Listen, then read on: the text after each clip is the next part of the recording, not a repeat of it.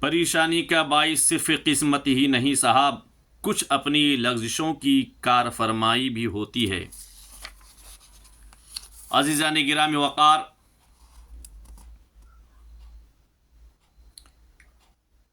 کھڑے ہو کر پاجامہ پہننا، اس سے گھر سے خیر و برکتیں ختم ہو جاتی ہے، لہٰذا پاجامہ ہو پینٹ ہو بیٹھ کر پہنا کریں۔ نمبر 2، بایاں پاؤں پہلے پاجامہ یا پینٹ میں ڈالنا، اگر اس پر کوئی ہمیشہ ایسا عمل کرتا ہے تو اس سے گھر سے خیر و برکتیں ختم ہو جاتی ہے، لہٰذا دھیان رکھیں کہ پاجامہ اور پینٹ پہنتے وقت سب سے پہلے سیدھا پیر ڈالیں۔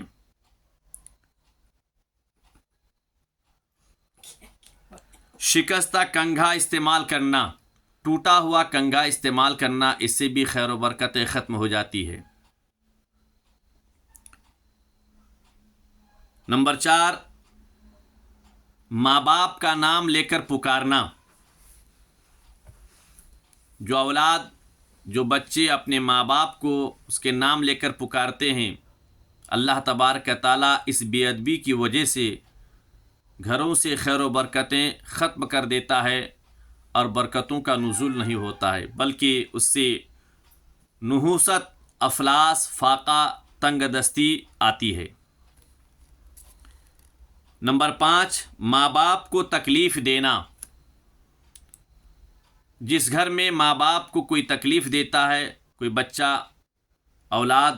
تکلیف دیتا ہے ماں باپ کو، اللہ تبارک تعالیٰ اس اولاد کی اس بے ادبی کے خاطر، اس بے ادبی کے سبب اس کے گھر سے خیر و برکتوں کو اللہ تبارک تعالیٰ اٹھا دیتا ہے، اور اس گھر میں نحوست، افلاس، فاقہ اور تنگ دستی آ جاتی ہے، پریشانیوں کا شکار ہو جاتا ہے۔ نمبر 6، بزرگوں کے آگے چلنا، بڑوں کے آگے چلنا، بزرگوں کے آگے چلنا، یہ بھی بے ادبی ہے، اس سے بھی بچنا چاہیے کہ اس سے بے برکتی گھر میں ہو جاتی ہے، اور اللہ تبارک تعالیٰ اس کے سبب اس گھر میں فاقہ کشی اور تنگ دستی نازل کر دیتا ہے۔ نمبر 7، دروازے پر بیٹھنے کی عادت ڈالنا، گھر کا کوئی فرد اگر ہمیشہ دروازے پر بیٹھنے کی عادت ڈالتا ہے تو اس سے گھر میں نحوست اور افلاس، فاقہ، تنگ دستی کا نزول ہوتا ہے، برکتیں اس گھر سے ختم ہو جاتی ہے۔